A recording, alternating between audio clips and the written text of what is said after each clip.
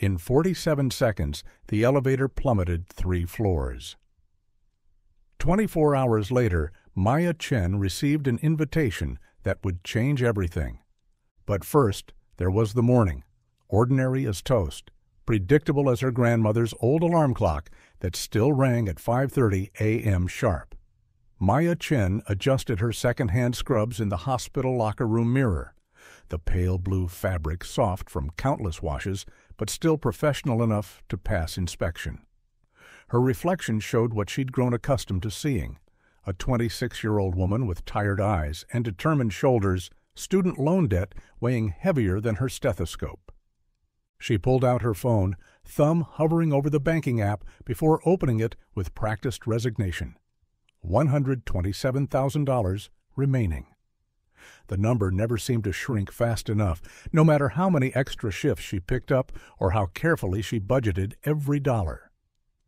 Growing up in her grandmother's cramped apartment above Chen's laundromat had taught Maya to stretch resources like taffy, making meals from leftover rice and vegetables that customers forgot in their pockets, wearing clothes until they fell apart, studying under the neon open sign because it was brighter than their single overhead bulb.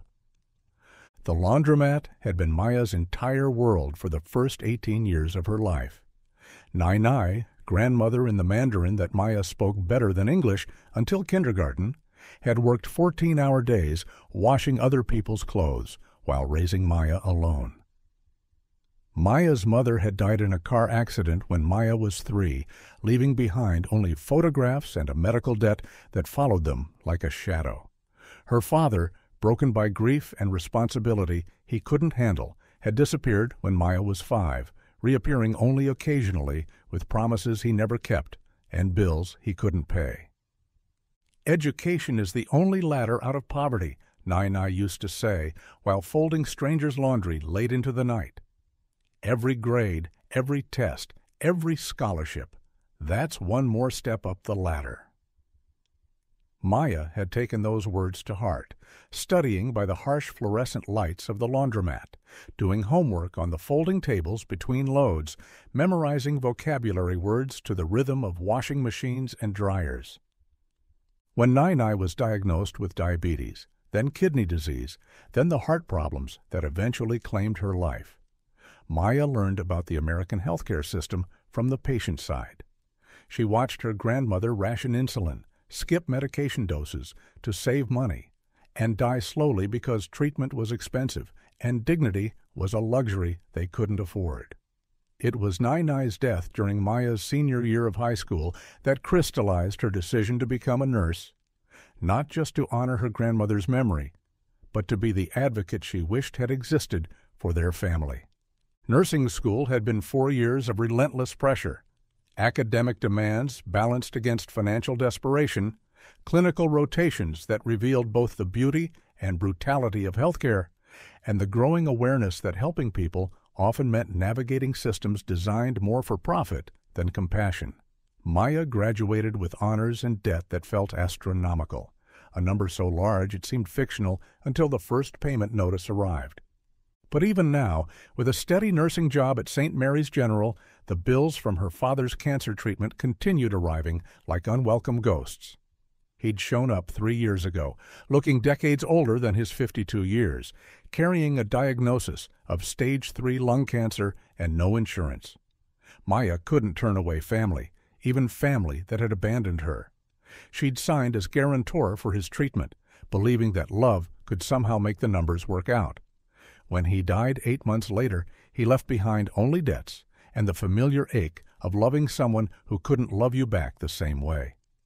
Each envelope brought new collections notices, new payment plans, new reminders that choosing medicine meant choosing debt. But Maya had made peace with that bargain years ago, watching her father waste away in a hospital bed while nurses moved like angels around him, bringing comfort when doctors brought only grim statistics. She tucked her phone away and grabbed her coffee thermos, the same dented silver one Nai had used for her factory shifts before buying the laundromat. Some traditions were worth keeping, even if they came with memories that sometimes hurt more than helped. Maya had learned to make coffee the way her grandmother had, strong enough to wake the dead, sweet enough to make bitter mornings bearable. "Morning, Frank," Maya called to the security guard as she passed his desk, setting down a second cup of coffee she'd brought from home. Frank Washington was 63 years old, arthritic hands that struggled with simple tasks, working security because his pension hadn't stretched as far as his retirement dreams. Maya had learned that small kindnesses echoed through hospital halls like ripples in still water, and Frank's grateful smile was worth the extra effort of making 2 cups instead of 1. "You're too good to us, Maya," Frank smiled, accepting the cup gratefully. His uniform was always impeccably pressed, his badge polished, his dignity intact despite circumstances that would have broken lesser men. "That new intern tried to bring me coffee yesterday. Burned it so bad, I thought someone was testing fire alarms." Maya laughed, the sound genuine despite the early hour. This was why she loved nursing, despite the debt and the long hours and the administrators who treated staff like budget line items. It was the human connections, the tiny moments of care that bloomed between medical procedures and insurance paperwork. During her rounds, she always checked on Mrs. Patterson in 4B, whose children lived in Seattle and could only visit monthly. She helped Mr. Rodriguez practice English while changing his IV bag, celebrating small victories when he successfully ordered his own breakfast, in sentences that grew more confident each day. She knew which patients needed an extra pillow, which ones appreciated a joke about hospital food, and which ones just needed someone to sit quietly beside their bed while they processed bad news or good. Maya's nursing philosophy had been shaped by Nai's teachings. Treat people the way you'd want your family treated. Fight for those who can't fight for themselves, and never let bureaucracy override humanity. These principles had served her well during 4 years at St. Mary's, earning respect from colleagues and gratitude from patients, even if they didn't always align perfectly with hospital efficiency metrics. The morning progressed with comfortable routine. Blood pressure checks for Mr. Thompson in 3A, who always asked about her grandmother and remembered that Maya preferred tea to coffee, though she'd learned to love coffee out of necessity. Medication rounds that included Mrs. Chen in 2C, no relation despite the shared surname, who spoke only Mandarin and lit up when Maya could translate for confused medical students. Charting that captured not just vital signs and symptoms, but the small human details that made the difference between good care and great care. Who was worried about their pet at home? Who needed extra reassurance before procedures? Who wanted detailed explanations? And who preferred simple answers? Maya had learned to navigate the complex social ecosystem of hospital life with the same skill Nai had used to manage demanding customers and broken washing machines. She deferred to doctors while advocating for patients, supported newer nurses while learning from veterans, maintained professional boundaries while offering genuine compassion. It was a delicate balance that required constant adjustment, like tuning an instrument that was always slightly out of key. Dr. Amanda Reeves, the head of nursing, had mentioned during Maya's last evaluation that she was being considered for a charge nurse position. More responsibility, better pay, and the chance to influence patient care policies. It was exactly the kind of advancement Maya had dreamed about during those long nights studying in the laundromat, the recognition that her grandmother's sacrifices had been worthwhile. But by noon, the comfortable routine began fraying at the edges like old fabric under stress. The August heat wave had been building for days, pushing the city's power grid beyond its designed limits. Weather reports spoke of record-breaking temperatures, utility companies pleading for conservation, and rolling blackouts implemented to prevent total system collapse. Maya first noticed the strain during lunch break when the air conditioning cycled off for several minutes, leaving the break room stuffy and uncomfortable. Conversations turned to logistics. Should they send patients home early? How would extended power outages affect life support equipment? What protocols existed for complete system failures?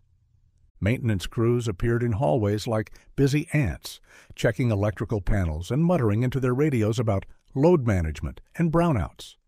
Maya overheard snippets of concerned conversations, transformers overheating, backup generators tested multiple times, emergency protocols reviewed and revised. "Third time this week," muttered Janet Morrison, a veteran nurse who'd worked at St. Mary's for 15 years and had seen every crisis the hospital could face.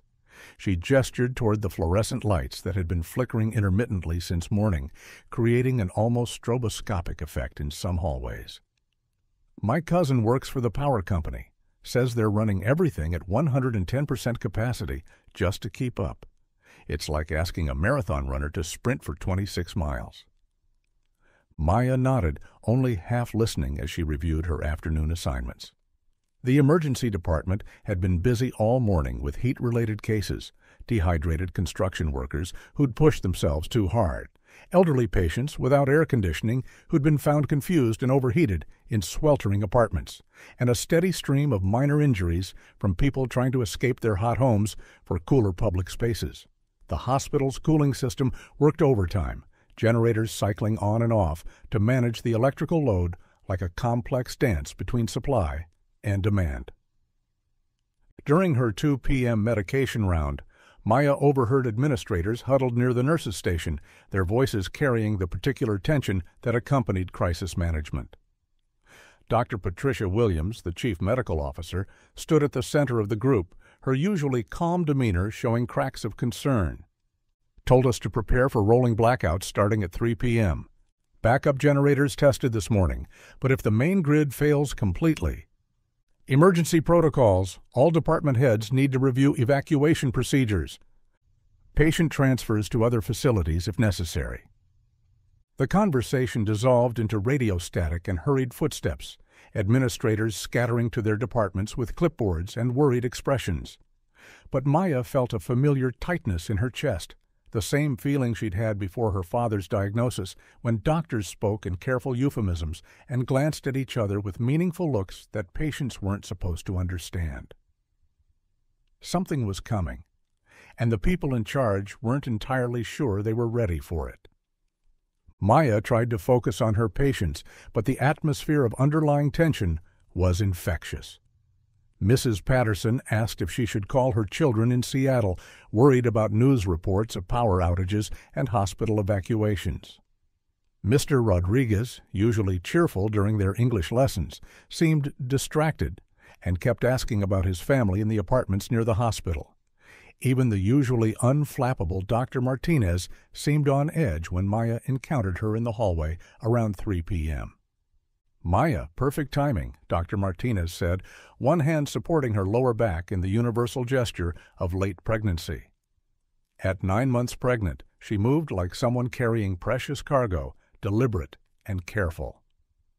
"I'm heading up to ultrasound for what I hope is my final appointment before this little one decides to make an appearance. Would you mind escorting me? I know it's not usually part of your duties, but with all the electrical issues today, I'd feel better having a nurse nearby."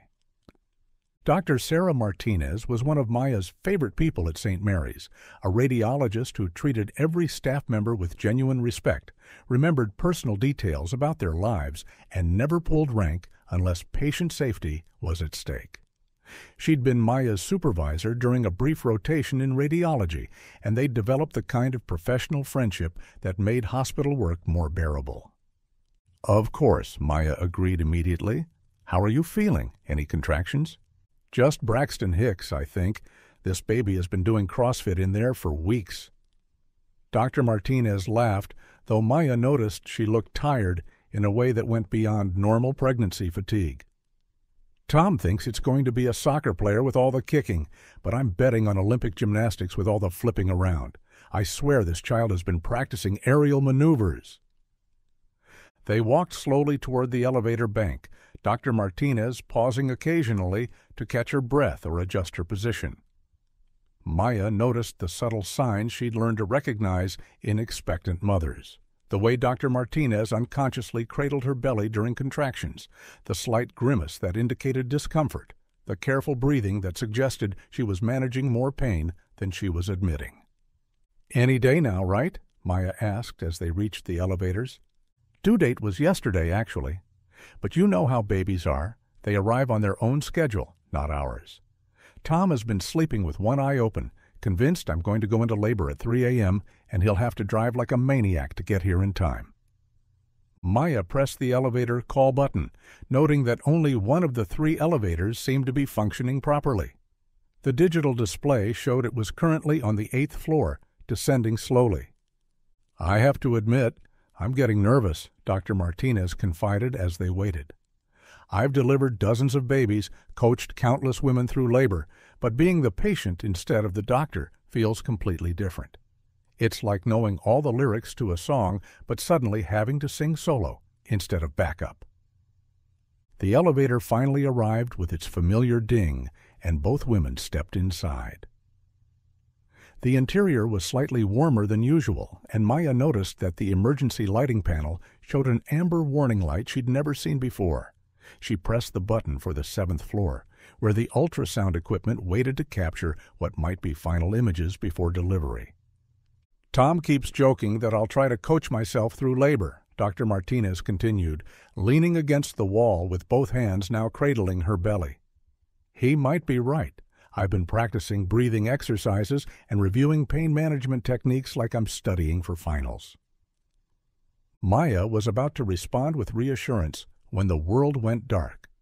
Not gradually, not with warning flickering, just complete sudden blackness that swallowed everything in an instant.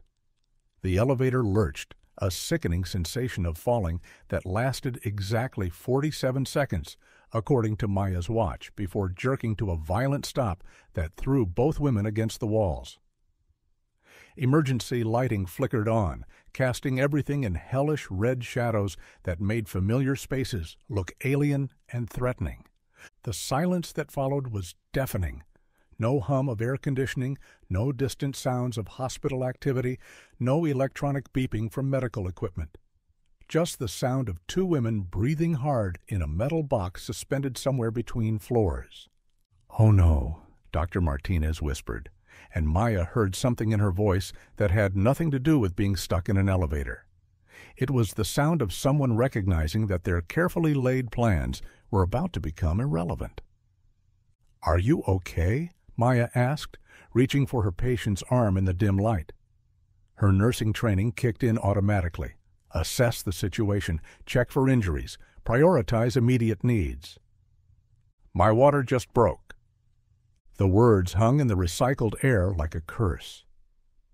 Maya felt Dr. Martinez grip her hand, squeezing hard enough to stop circulation, her breathing changing from normal to the deep, purposeful pattern that meant active labor.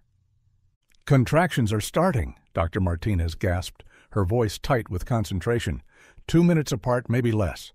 "Maya, this baby isn't waiting for rescue." Maya's medical training kicked in automatically. Assess, prioritize, act. But her mind also raced through everything she knew about hospital policy, scope of practice, and the potential consequences of making decisions beyond her authority. She pressed the emergency call button with one hand while supporting Dr. Martinez with the other, hearing it ring once before a harried voice crackled through the speaker. "Emergency services, all elevators are currently—" "This is Maya Chen, RN, trapped in elevator car B with Dr. Sarah Martinez, who's in active labor. We need immediate assistance." Static filled the small space, punctuated by distant voices and what sounded like multiple emergency alarms. When the voice returned, it carried barely controlled panic. "All elevators are down. Stairwells are jammed with evacuees. Emergency crews are dispatched citywide. Backup generators have failed completely, and we're dealing with a total power grid collapse. We're estimating several hours before we can reach you, possibly longer." Dr. Martinez cried out, her contraction visible even through her loose medical scrubs. Maya helped her slide down the wall to a sitting position, medical training warring with hospital policy in her mind. Everything she'd learned about scope of practice, professional boundaries, and liability management seemed suddenly irrelevant in the face of new life demanding to enter the world.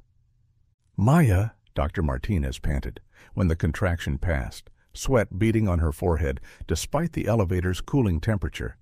"I need you to check my cervix. I think I'm fully dilated." Maya's hands shook as she helped Dr. Martinez position herself, pulling on examination gloves from the small supply she always carried. Through the gloves, she felt what she'd been dreading. The baby was crowning, the cervix completely effaced, delivery imminent, whether they were ready or not. "I can't do this," Maya whispered, her voice barely audible over the distant sounds of emergency sirens. "I'm not authorized to deliver babies without physician supervision. Hospital policy clearly states that nurses cannot perform procedures outside their scope of practice, especially obstetric procedures.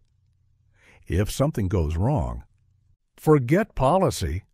Dr. Martinez grabbed Maya's wrist with surprising strength. "You've assisted in dozens of deliveries.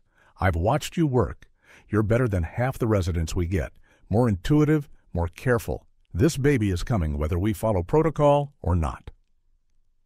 Maya stared at Dr. Martinez in the red emergency lighting, seeing both patient and colleague, both the woman who needed help and the doctor who understood exactly what was being asked.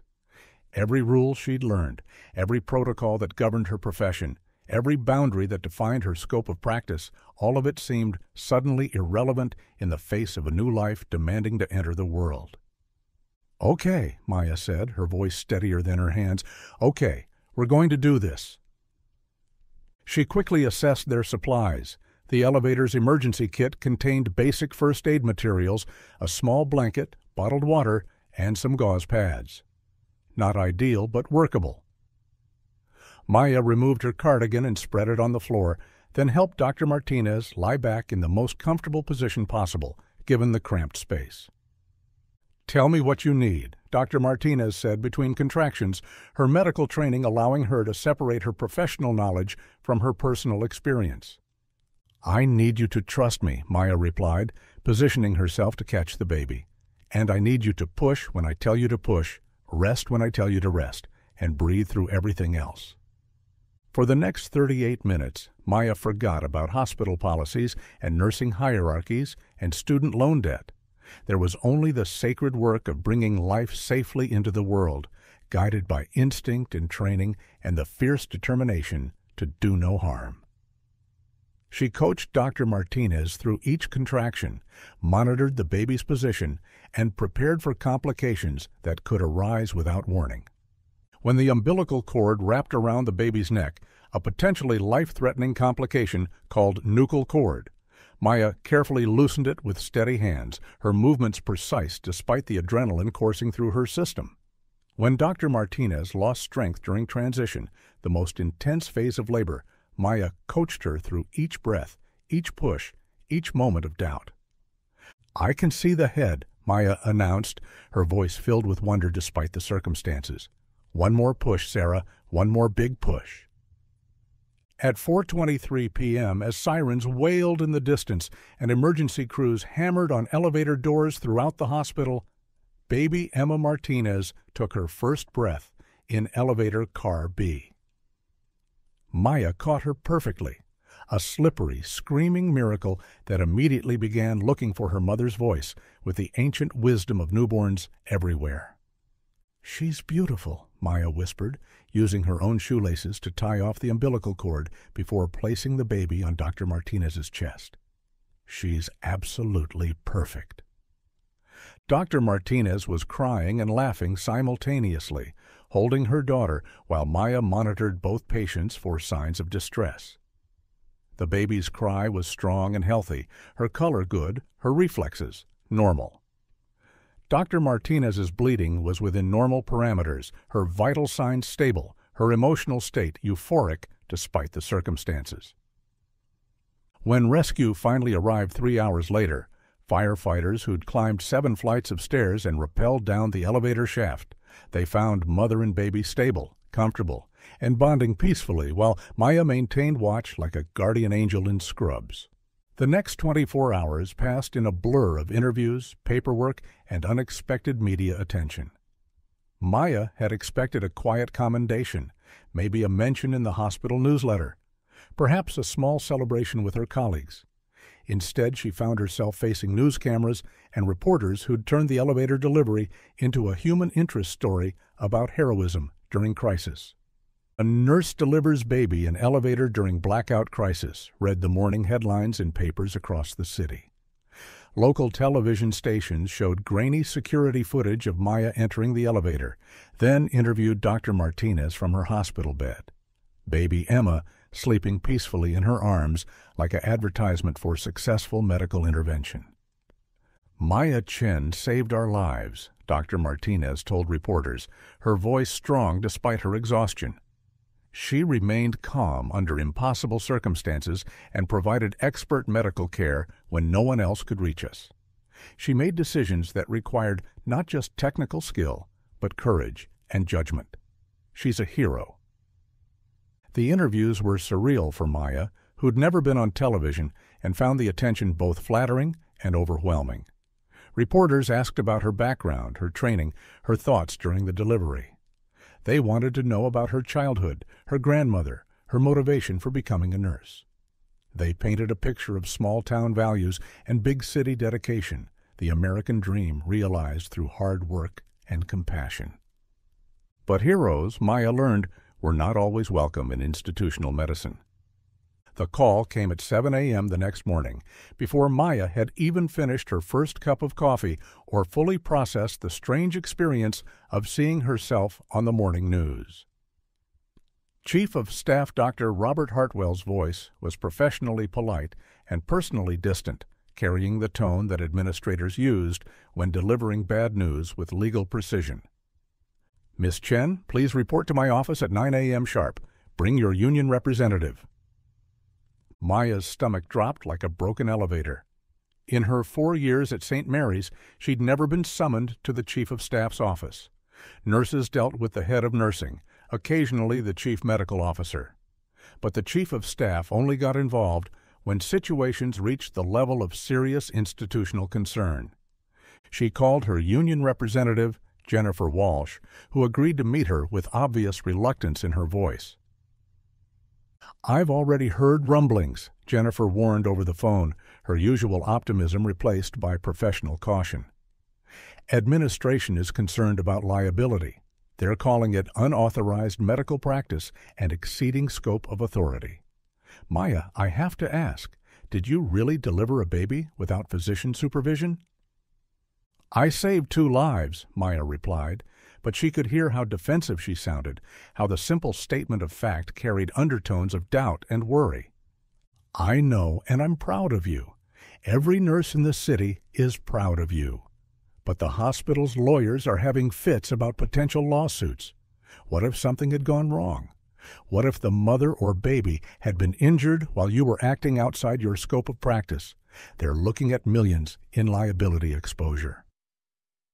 Maya arrived at Dr. Hartwell's office to find a tribunal waiting. The Chief of Staff behind his imposing desk, the head of nursing with a stack of policy manuals, a woman from legal affairs she'd never seen before, and someone from risk management who kept shuffling papers nervously like a dealer preparing for a high-stakes game. Jennifer Walsh sat beside Maya, her expression grim but determined. The office was intimidatingly formal. Mahogany furniture, medical diplomas covering one wall, awards and commendations that spoke to Dr. Hartwell's distinguished career. Maya felt small in the leather chair, aware that her scrubs marked her as working class in a room designed to project authority and success.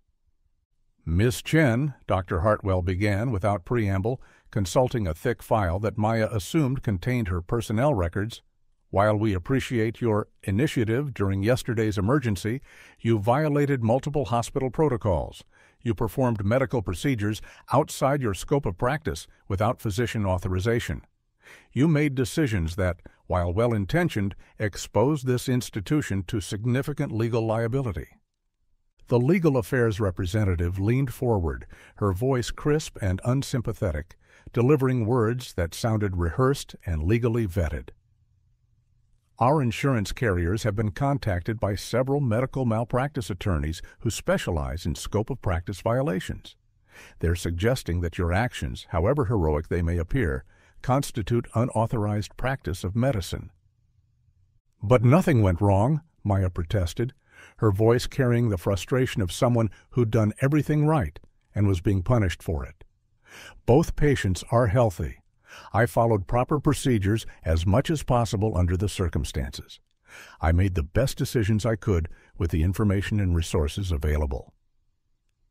That's not the point, the head of nursing interjected, her tone suggesting that Maya was missing something fundamental about institutional liability.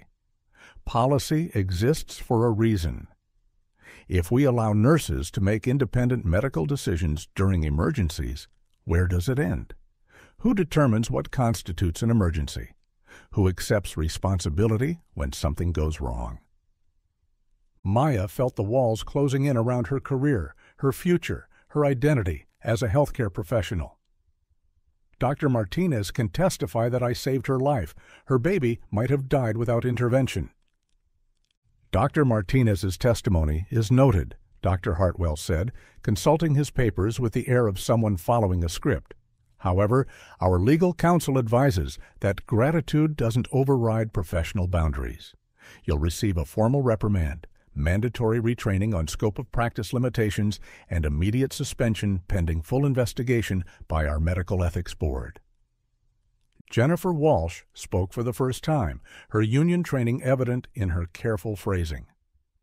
This seems excessive given the life-threatening circumstances and the successful outcome. What seems excessive? The risk management representative replied, shuffling through papers that Maya suspected contained financial projections and liability assessments, is the potential lawsuit exposure. We have preliminary communications from attorneys representing concerned medical professionals who question whether Ms. Chen's actions set dangerous precedents for nursing practice. Maya left the meeting in a daze, her hospital ID temporarily deactivated, her keycard access suspended, her career suddenly hanging by a thread she couldn't see. The same news stations that had celebrated her heroism now featured interviews with medical professionals who questioned her judgment, her training, her right to make decisions that traditionally belonged to physicians. Dr. Amanda Foster, a prominent obstetrician with 3 decades of experience and a medical practice that served some of the city's wealthiest families, appeared on the evening news with concerns about dangerous cowboy behavior among nurses who might be inspired by Maya's example.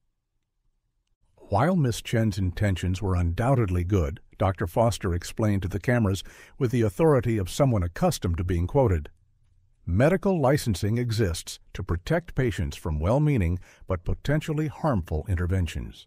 Nurses receive excellent training within their scope of practice, but delivering babies requires specialized knowledge and experience that comes only through medical school, residency, and board certification. Social media exploded with debate that revealed deep divisions within the medical community. Medical Twitter dissected every detail of Maya's decisions, with hashtags like #NurseOverreach trending alongside #HeroicCare. Patient advocacy groups praised her courage, while professional medical associations questioned the precedent her actions might set for scope of practice enforcement. Maya watched her reputation fracture in real time, each news cycle bringing fresh criticism and analysis. The woman who had received flowers and thank you cards from grateful patients now found herself portrayed as a reckless rule breaker who'd gotten lucky that nothing had gone wrong. The stories multiplied and mutated as they spread. Maya had acted without any medical training. Maya had endangered both patients. Maya had been seeking attention and glory. The truth that she'd made careful, informed decisions under extraordinary circumstances became lost in the narrative of institutional liability and professional boundaries. 3 weeks later, the termination letter arrived on official hospital letterhead, signed by Dr. Hartwell and the hospital's board of directors. The language was formal and final. Immediate termination for violation of scope of practice protocols, failure to follow established emergency procedures, and actions that expose the institution to unacceptable liability risks. Worse than losing her job was the investigation launched by the state nursing board. Their letter, arriving 2 days after her termination, used phrases like unauthorized medical practice and potential license suspension that made Maya's hands shake as she read. Without her nursing license, she couldn't work in healthcare anywhere. 4 years of education, 4 years of experience, thousands of patients helped. All of it could disappear because she'd chosen to save lives instead of follow protocols. Job applications to other hospitals were rejected before interviews could be scheduled. Her story had spread throughout the medical community, and Maya discovered that being labeled a liability risk was professional death in healthcare. Human resources departments wouldn't return her calls. Nursing agencies politely suggested she wait for the board investigation to conclude before seeking new employment. Maya moved back into her grandmother's old apartment above the laundromat, the rent cheap enough to manage on unemployment benefits and the small savings she'd accumulated. The familiar smells of detergent and fabric softener brought both comfort and shame. She was 26 years old with a nursing degree and 4 years of experience, living in the same 2-bedroom apartment where she'd done homework by neon light as a child. The apartment hadn't changed much since Nai-Nai's death. The same mismatched furniture, the same view of the alley behind the building, the same sounds of the city that had been the soundtrack to Maya's childhood. She found herself following her grandmother's old routines, making strong coffee in the morning, listening to the washing machines and dryers, wondering if this was where her story would end. She found work at a retail clinic inside a pharmacy, taking blood pressures and giving flu shots for $12 an hour. The work was mind-numbing after the intensity of hospital nursing, checking boxes on forms, following scripts for patient interactions, dealing with insurance authorizations for routine procedures. But it paid enough to cover rent and the legal fees that mounted as her attorney prepared her defense for the nursing board hearing. Every night, Maya checked Dr. Martinez's social media accounts, watching baby Emma grow through carefully curated photos and updates. Emma's first smile at 6 weeks, her curious eyes tracking mobiles and toys, her determined attempts to roll over. Each milestone felt like vindication. This healthy, thriving baby was proof that Maya's decisions had been correct, even if the institutional response suggested otherwise. But vindication didn't pay bills or restore careers. Maya's lawyer, a tired-looking man named Richard Gonzalez, who specialized in professional licensing disputes, suggested accepting a plea agreement that would place permanent restrictions on her nursing practice. "You'd keep your license," he explained during their consultation in his cramped office above a bail bondsman, "but you'd be prohibited from working in emergency or obstetric settings. No intensive care, no trauma units, no situations where you might be tempted to exceed your scope again." "So I'd be a licensed nurse who can't actually practice nursing," Maya replied bitterly. "You'd be employed, which is more than you have now." Maya was still considering the plea agreement when everything changed. Exactly 24 hours after signing her termination papers, Maya found an elegant envelope slipped under her apartment door. The paper was cream-colored and expensive, her name written in elegant calligraphy across the front. Inside, embossed letterhead announced the sender, Marcus Chen, Chief Executive Officer, Chen Foundation for Medical Innovation. The invitation was formal but personal. Your courage in Elevator Car B saved not just 2 lives, but inspired a vision for healthcare's future. Join me tomorrow at 7 p.m. to discuss how we can ensure no nurse faces punishment for choosing compassion over bureaucracy. The Four Seasons Hotel, Presidential Suite. Your travel and accommodation expenses are covered. Maya stared at the invitation, reading it 3 times before the words fully registered. Marcus Chen, she'd heard the name but couldn't place it immediately. She Googled him on her phone, scrolling through articles and profiles that painted a picture of a tech billionaire who'd revolutionized emergency medical systems after losing his daughter to delayed hospital care. Marcus Chen had sold his first company at 28 and used the proceeds to develop faster emergency response protocols. His daughter Emma had died at age 7 from complications during an asthma attack, delayed by communication failures between paramedics and hospital staff. Since then, Chen had donated hundreds of millions to healthcare reform, establishing training programs, funding research, and advocating for systemic changes that prioritized patient outcomes over institutional liability. The more Maya read, the more intrigued she became. Chen's foundation had quietly supported dozens of healthcare workers who'd faced professional retaliation for patient advocacy. He'd funded legal defenses for nurses who'd reported unsafe conditions, doctors who'd blown whistles on medical fraud, and administrators who'd prioritized patient care over profit margins. Maya called the number on the invitation, reaching an assistant who confirmed travel arrangements and assured her that Mr. Chen was very much looking forward to meeting her. The assistant mentioned, almost casually, that Mr. Chen had been following her story since the blackout. The next evening, Maya found herself in an elevator, this one functioning perfectly, ascending to the presidential suite of the Four Seasons Hotel. She'd borrowed a professional dress from her neighbor and spent her last $20 on a cab, unsure what to expect, but certain that this meeting would determine her future one way or another. Marcus Chen was younger than she'd expected, perhaps 40, with graying temples and kind eyes that immediately put her at ease. The suite was elegantly appointed, but comfortable, more like a sophisticated living room than a formal business setting. Floor-to-ceiling windows offered a spectacular view of the city where Maya had grown up, worked, and had her career destroyed. "Maya," he said, extending his hand warmly, "thank you for coming. I know this has been an incredibly difficult time for you." They settled into comfortable chairs overlooking the city, where evening lights were beginning to twinkle in the summer twilight. Marcus poured tea from an expensive service, his movements deliberate and thoughtful. "I want to tell you why I asked you here," he began, his voice carrying the weight of personal experience. "Dr. Sarah Martinez is my niece. Her husband, Tom, is my brother-in-law. When Sarah called me from the hospital after Emma was born, she couldn't stop talking about the nurse who'd saved their lives." Maya felt her breath catch. The connection she hadn't made suddenly became clear. "I lost my daughter Emma 7 years ago," Marcus continued, his voice steady but weighted with old grief. "She died because trained medical professionals followed protocol instead of following their instincts. Paramedics waited for authorization to transport her to a better-equipped hospital. Emergency room staff delayed treatment while confirming insurance coverage. Everyone followed the rules perfectly, and my daughter died because no one was willing to break them when breaking them would have saved her life."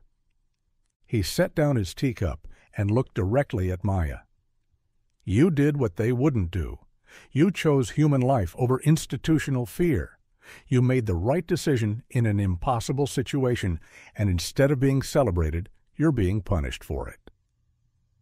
"I'm not sure what you want me to say," Maya replied carefully. "I did what any nurse would have done." "No," Marcus shook his head. "Most nurses would have followed protocol and waited for rescue, even if it meant risking 2 lives. You broke the rules because the rules were wrong in that moment. That's exactly the kind of thinking we need to revolutionize healthcare."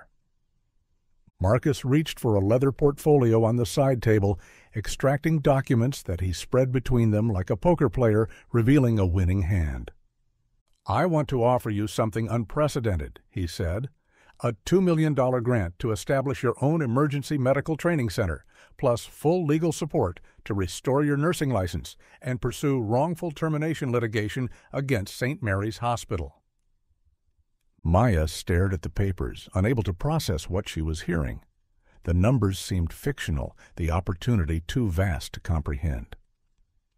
"The Marcus Chen Institute for Emergency Medical Ethics," Marcus continued, pointing to architectural drawings and budget projections, "would train healthcare workers to make life-saving decisions during crisis situations. You'd develop protocols that prioritize patient outcomes over liability concerns. Create simulation training that prepares medical professionals for situations where standard procedures don't apply." He pointed to specific sections of the contract, his finger tracing lines of text that outlined Maya's future in terms she'd never imagined possible. "Full salary and benefits for you as director, plus funding for staff, equipment, and research. We'd also establish a legal defense fund for healthcare workers who face professional retaliation for patient advocacy. I don't understand, Maya whispered, her voice barely audible. Why me? Why this much money? Marcus smiled sadly, his expression carrying the weight of memories that never quite healed. Because you did for Sarah and Emma what no one was willing to do for my Emma. You proved that sometimes the right medical decision is the one that breaks the rules. And because the baby who took her first breath in that elevator was named Emma Martinez, after my daughter. Maya felt tears building in her eyes. Dr. Martinez named her baby after your daughter?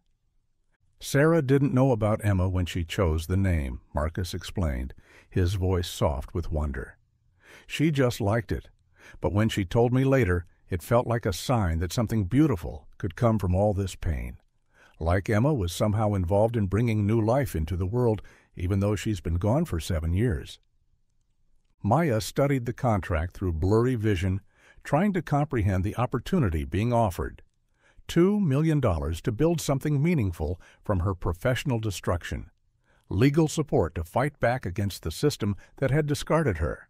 The chance to ensure other healthcare workers wouldn't face the same impossible choice between saving lives and saving careers. There's more, Marcus said gently, producing additional documents. We're also discussing a documentary about your story, a book deal with a major publisher, and testimony before Congress about healthcare worker protections. This isn't just about restoring your career, it's about changing the entire system. Maya set down the contract, overwhelmed by the magnitude of what was being offered. I need to ask, she said carefully, what do you get out of this? This is an enormous investment in one person's story. Marcus was quiet for a long moment, looking out at the city lights that sparkled like scattered stars. I get the chance to honor my daughter's memory by preventing other children from dying because healthcare workers are too afraid to act, he finally answered. I get to transform one person's courage into systemic change that could save thousands of lives. And I get to prove that sometimes the best investment isn't in technology or equipment. It's in people who have the wisdom to know when rules should be broken. Maya signed the contract that night, her signature shaky but determined. The pen felt heavy in her hand, weighted with possibility and responsibility she'd never imagined carrying. Within a week, her legal team had filed wrongful termination suits against St. Mary's Hospital and initiated proceedings to clear her nursing license. The story that had destroyed her career became the foundation for rebuilding it stronger than before. The legal proceedings were swift and decisive. Marcus Chen's lawyers were the kind that hospitals feared, experienced, well-funded, and absolutely committed to their client's cause. They presented evidence of Maya's exemplary record, expert testimony about the appropriateness of her actions, and compelling arguments about the dangerous precedent of punishing healthcare workers for life-saving decisions made during emergencies. St. Mary's Hospital settled out of court for an undisclosed amount, along with a public apology and agreement to revise their emergency protocols. The nursing board dismissed all charges against Maya, citing extraordinary circumstances and exemplary professional judgment under duress. But Maya's vindication was only the beginning. 6 months later, Maya stood in the witness box before a congressional subcommittee on healthcare regulation, her voice steady as she testified about the need for Good Samaritan protections for medical professionals. The hearing room was packed with reporters, healthcare advocates, and medical professionals who had followed her story from elevator heroics to legislative testimony. Healthcare workers shouldn't have to choose between saving lives and saving careers, she told the lawmakers, looking directly at each committee member as she spoke. We need legal protections for reasonable life-saving decisions made during emergency situations. The Maya Chen Emergency Care Act would provide those protections while maintaining appropriate oversight and accountability. Senator Patricia Williams, the committee chair, leaned forward with interest. Ms. Chen, can you give us specific examples of how current policies might prevent healthcare workers from providing optimal patient care? Maya had prepared for this question, drawing on months of research and consultation with healthcare workers across the country. Senator? Imagine a nurse who witnesses a patient choking in a hospital cafeteria. Current scope of practice regulations might technically prohibit that nurse from performing a tracheotomy, even if it's the only way to save the patient's life. Or consider a paramedic who encounters a car accident victim with a collapsed lung. Existing protocols might require waiting for physician authorization before performing a potentially life-saving procedure. The examples were compelling, and Maya watched the committee members taking notes, asking follow-up questions, engaging with the fundamental issue of balancing professional boundaries with emergency medical needs. The legislation I'm proposing, Maya continued, would protect healthcare workers who make reasonable, life-saving decisions during true emergency situations while maintaining existing oversight for non-emergency procedures. It's not about eliminating professional boundaries, it's about recognizing that emergency medicine sometimes requires emergency thinking. The Maya Chen Emergency Care Act passed unanimously, supported by patient advocacy groups, medical professionals, and healthcare institutions that had learned to value adaptability over rigid adherence to protocol.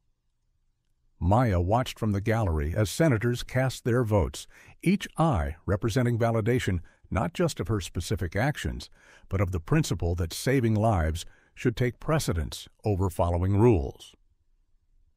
The Marcus Chen Institute for Emergency Medical Ethics opened in a renovated medical building downtown, equipped with state-of-the-art simulation labs and training facilities that could replicate virtually any emergency scenario. Maya's staff included experienced emergency nurses, paramedics, and physicians who shared her belief that good medicine sometimes required good judgment over good documentation. The building itself was a testament to thoughtful design and unlimited funding. Training rooms equipped with mannequins that could simulate every type of medical emergency, from cardiac arrest to complicated deliveries. Virtual reality systems that place trainees in high-stress scenarios without real-world consequences. Conference rooms where healthcare workers could discuss ethical dilemmas and practice making difficult decisions under pressure.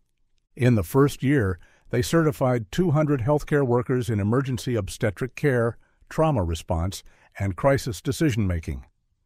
Hospitals across the country began sending staff for training, and medical schools incorporated the Institute's curricula into their emergency medicine rotations.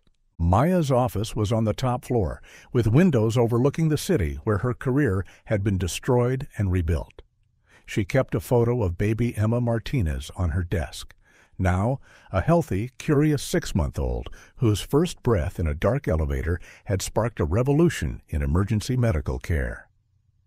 Dr. Martinez visited regularly, bringing Emma to show off new milestones and expressing gratitude that never seemed to diminish.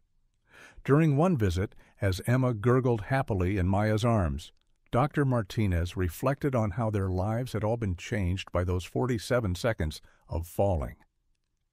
She's going to grow up in a world where nurses like you don't get punished for saving lives, Dr. Martinez said, watching her daughter grab at colorful toys in the Institute's family room. That's the best gift you could have given her. Maya picked up Emma, marveling at how much the baby had grown since that terrifying afternoon in elevator car B. Emma's dark eyes were bright with intelligence and curiosity, her tiny hands reaching for everything within grasp. I think she's going to be trouble, Maya laughed, tickling Emma's chin and eliciting a delighted squeal. The best kind of trouble, Dr. Martinez agreed. The kind that changes everything for the better. Maya's transformation from disgraced nurse to healthcare reform advocate had been swift but hard-earned. She still woke up some mornings expecting to see termination letters and legal threats. Instead, she found emails from nurses across the country who'd been empowered to make life-saving decisions without fear of professional retaliation. The foundation now managed $50 million in funding, supporting everything from emergency response research to legal advocacy for healthcare workers. Maya had testified before medical boards, spoken at nursing conferences, and been featured in documentary films about healthcare reform. Her memoir, 47 Seconds: How an Elevator Changed Healthcare, became a bestseller, with proceeds funding scholarships for nursing students from low-income backgrounds. The book tour took her to hospitals, universities, and medical conferences across the country, where she shared her story and advocated for systemic changes in healthcare policy. But her favorite part of each week remained her Thursday visits to St. Mary's Hospital, where she'd been quietly reinstated as a consulting nurse for emergency protocols. The same administrators who'd terminated her now sought her expertise in developing policies that balanced patient safety with appropriate professional boundaries. The irony wasn't lost on Maya. The hospital that had fired her for exceeding her scope of practice now paid her consulting fees to help other nurses make similar decisions safely. Dr. Hartwell, who had delivered her termination, now introduced her at medical conferences as a visionary who forced us to rethink our approach to emergency medicine. Frank, the security guard, still accepted her morning coffee offerings, though now he also asked for her autograph for his granddaughter, who wanted to become a nurse. "You know what I like best about this whole story," Frank said one morning, sipping his coffee while Maya signed a well-worn copy of her memoir. "What's that?" "You proved that doing the right thing isn't always about following the rules. Sometimes it's about being brave enough to break them when breaking them saves lives." Maya smiled, thinking about baby Emma and all the other lives that had been touched by those 47 seconds in a falling elevator. She'd learned that courage wasn't the absence of fear. It was the decision to act despite fear, to choose compassion over convenience, to prioritize human life over institutional liability. The girl who'd once calculated student loan payments in hospital locker rooms now managed budgets in the millions. But she'd never forgotten the lesson learned in that dark elevator. Sometimes the most important medical decisions happen in moments when protocols fail and humanity must step forward. Marcus Chen visited the Institute regularly, often bringing updates about other healthcare workers his foundation was supporting. During one visit, he found Maya in the simulation lab, coaching a group of nurses through a complicated emergency delivery scenario. "Any regrets?" he asked afterward as they watched the trainees debrief their performance. Maya considered the question seriously. Her life had been completely transformed by those 47 seconds. Her career destroyed and rebuilt, her purpose clarified and expanded, her impact multiplied beyond anything she could have imagined. "No regrets," she said finally. "If I hadn't been in that elevator with Dr. Martinez, Emma might not have survived.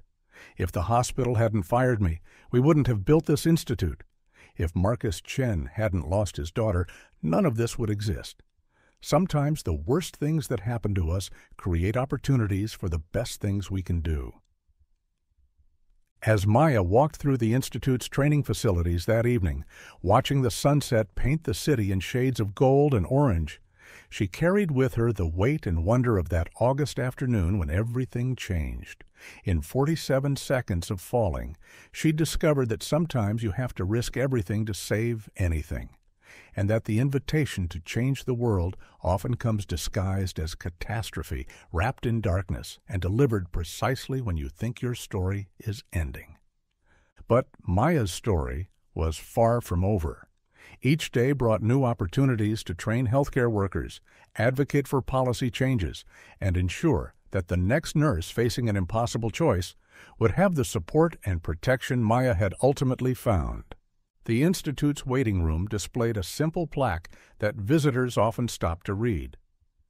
"In memory of Emma Chen and in honor of Emma Martinez."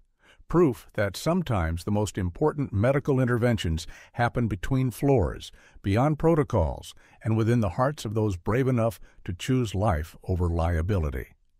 As evening settled over the city, Maya remained in her office, reviewing applications from healthcare workers seeking training, reading thank you letters from patients whose lives had been saved by Institute graduates, and planning for the expansion that would bring emergency medical ethics training to hospitals across the country.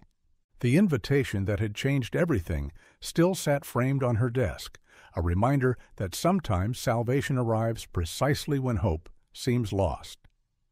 Maya Chen had learned that 47 seconds could be long enough to fall, long enough to deliver new life, and long enough to discover that your greatest professional disaster might actually be your most important calling.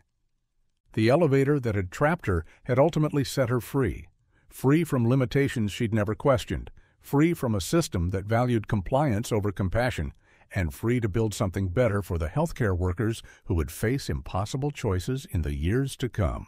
In 47 seconds, Maya Chen had learned to fly,